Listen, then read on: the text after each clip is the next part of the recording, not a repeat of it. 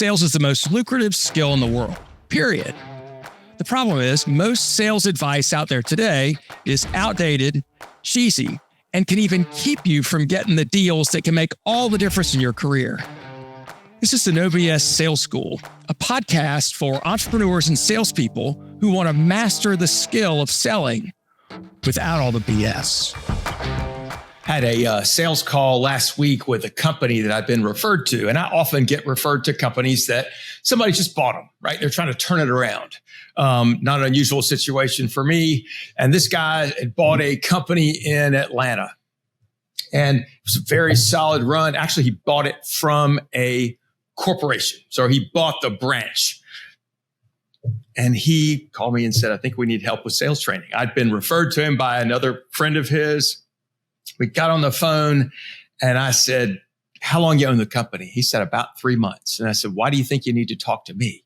And he said, because our sales are shit. And I said, okay, how do you know that? And he said, I got a bunch of old people. They're not doing anything. They're not going to get new business. A lot of our business is going to be going away because it was done through the corporate thing and that doesn't pay us. We've got to get our act together over here. I mean, was bleeding, right? He is scared. And so we talked and talked and talked. He said, my margins suck. He said, my people are paid on gross margin. And he said, they really don't care about cutting prices. They've been doing that forever. And so that's what they keep doing. They keep telling me our prices are too high. And I'm like, what were you thinking when you bought this business? He goes, well, it wasn't apparent to me at the time. It wasn't apparent to me how bad things were. And I said, I guess it rarely is. But anyway, he said, how can you help me?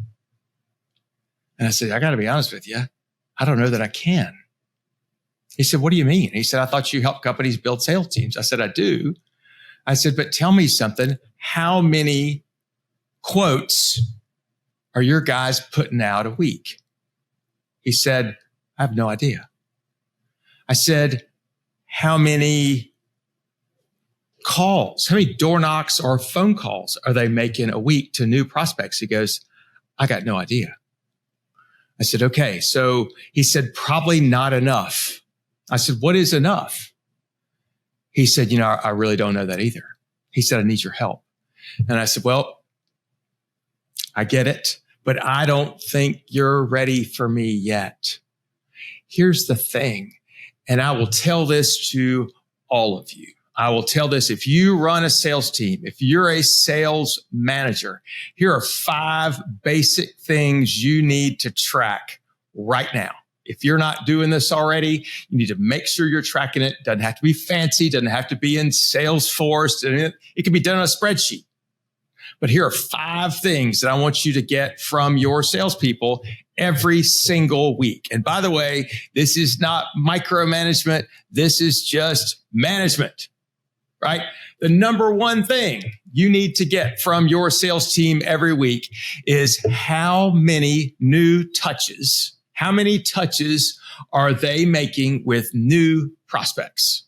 How many touches they making with new prospects? Here's what that means. Number of times they picked up the phone and dialed a number to a new prospect, or number of times they knocked on a door.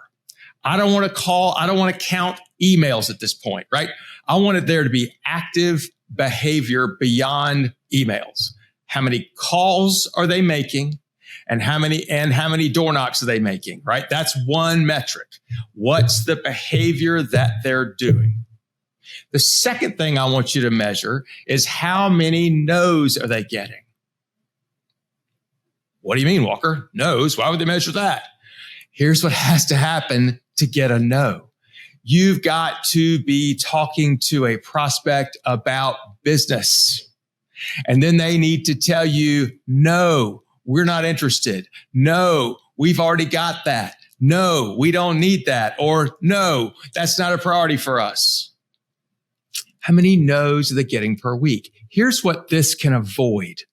Here's what a lot of salespeople have got in the habit of doing: professional visiting, where they show up, they walk in with a business card, they sweet talk the lady at the front desk, and they say, hey, if y'all ever need any help, give me a call. Right? Hey, give this to the manager, have him call me. It's Bullshit. That's not sales. That's at best professional visiting. That keeps the printers in business. I got nothing against printers. I hope they stay in business a long time because there are plenty of people that'll go through and do this shit, right? Or they'll leave a brochure at the front desk. Hey, if somebody needs this, you give me a call. Bullshit. How many no's did they get from decision makers? How many no's you get from decision makers? Which means you have to get in touch with a decision maker. Now, everybody's business is different, but let's say somebody had to get a minimum of 5 no's a week. Just 5 no's. I don't give a shit how many calls they make. You're recording those anyway, but they got to get at least 5 no's. That means they went out and talked to enough people and talked about business and asked about business, gave maybe some kind of information. Maybe they didn't have to, but they got to know. Super important. Number 3, how many quotes or proposals are they doing a week? I know everybody's business is different. Maybe you only do 5 of these a year, right? But how many people got something in writing, pricing, demo, whatever the hell that was? How many of those did you put out this week? Again, this shows moving through the cycle. How do we do that, right? And then the last thing that you need to make sure you're measuring is the total amount of sales closed that week. Maybe there's a lot of zeros in there, but the first thing you need to look at is what are my people doing to get new business? That's the problem with sales today. Right? Maybe for the last couple of years, we've been getting phone calls. People are dying to get shit. If you've got inventory, man, can we sell it to you at a high margin? That's great. And all of a sudden now it's like somebody pulled the rug out from under us. Holy shit. We got competition again. Interest rates are higher. Everybody's got materials in. We can't win on that anymore. We don't want to win on low price because that's always a losing game. Measure your people's production. That begins to take away the excuses, right? Because if they said nobody's buying and they made 6 phone calls or door knocks last week, you say, gosh, you're right. None of those 6 did. Why are you not doing 100? If your job's to go get new business, and you've been relying on company leads to get that, my guess is a lot of those have dried up or they're not as good as they used to be. By the way, if all you're doing to build your business is relying on company leads, the best you'll ever be is mediocre. The salespeople that are out getting their own leads, generating their own information, generating their own prospects, those will always be the most sought after, the most highly paid, and the highest performing salespeople. You want to be sought after by your competitors? Be somebody that generates your own leads and leaves the company leads for the losers who can't get their own. I know companies spend more and more and more money to get inbound leads. I totally get it. And that's great. Super strategy. However, your best people ought to be consistently going and bringing in their own because of what they hear, who they know, who they're networking with, who's helping them, who they're helping. Have them track those things. What you'll find is if you've never done this before, your salespeople they'll push back. Some will quit. They'll say, fuck you. This is micromanagement. We're not putting up with this shit. We didn't sign up for this thing, right? Let those people go. You didn't want them in the first place. What you'll find is your high performers, they love accountability. They want to be able to say, they want somebody to care what they're doing. They want to be able to show what they're doing, right? They want to be better. And if you say, all right, we need to make 100 touches a week, new touches. This does not mean you're having a conversation with somebody over 3 calls during that week. That counts as 1, right? 1 call gets 1 point. Track behavior. Outcome is the least important thing right now because we're not in control of who buys. We can't control that. We can control no's because if somebody doesn't say yes, it's automatically a no. I'm Walker McKay with No BS Sales.